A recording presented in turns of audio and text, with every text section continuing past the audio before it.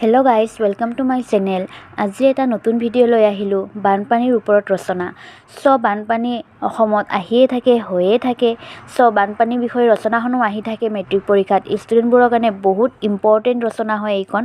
আপোনালোকে ভিডিওটো স্কিপ নকৰালৈকে শেষলৈকে চাই থাকিব। প্ৰথমতে আমি ষ্টাৰ্ট কৰিলো এনেকৈ আৰম্ভণি। অসম এখন নদীমাতৃক দেশ। নদীৰ সংখ্যা যি দেশত বেছি সেই দেশক নদীমাতৃক দেশ বোলে। ব্ৰহ্মপুত্ৰ অসমৰ প্ৰধান নদ। ই দীঘলে হ'ল 2880 কিলোমিটাৰ। অসমৰ মাজেৰে প্ৰায় 920 কিলোমিটাৰ প্ৰবাহিত হৈছে। সেইকাৰণে ব্ৰহ্মপুত্ৰৰ গতিপথ এতিয়াও নিয়ন্ত্ৰিত হোৱা নাই, গৰাখহনীয়া প্ৰবল হয়। তাৰপিছত এতিয়া আমি লিখিম বানপানী হোৱাৰ কাৰণ। এতিয়া এনেকৈ লিখিম ব্ৰহ্মপুত্ৰৰ দুয়োপাৰে অসংখ্যক নদ নদী উপনদী আছে। অসমৰ চাৰিওফালে থকা ওখ চাপৰ পাহাৰ পৰ্বত পৰা ওলাই অহা উপনদীবোৰৰ ব্ৰহ্মপুত্ৰত পৰিছে। বাৰিষা কালত উপনদীবোৰৰ পানীৰে উপচি পৰে। নদীবোৰ অধিকসংখ্যক মথাউৰি নথকা বাবে আৰু মথাউৰি থকাবোৰো বিজ্ঞানসন্মত নোহোৱা বাবে অসমে বানপানীৰ হাত সাৰিব নোৱাৰে। এতিয়া লিখিম বানপানীৰ ফলত হোৱা ক্ষতি।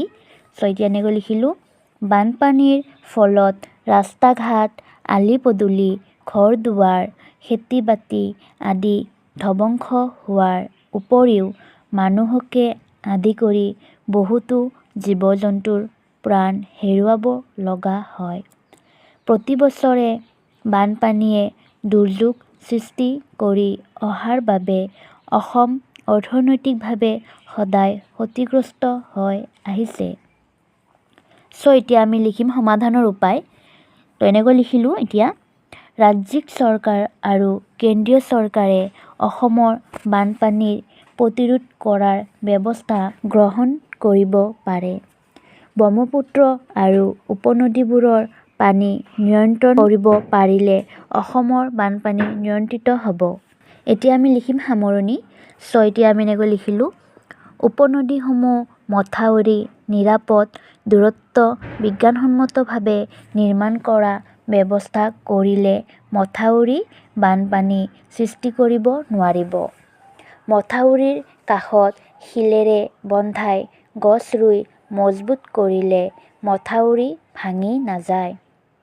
কেন্দ্ৰীয় আৰু ৰাজ্যিক চৰকাৰে অসমৰ বানপানী স্থায়ীভাৱে নিয়ন্ত্ৰণ কৰাৰ ব্যৱস্থা কৰিলে অসমৰ অৰ্থনৈতিক উন্নয়নৰ বাট মুকলি হ'ব বুলি আশা কৰিব পাৰি।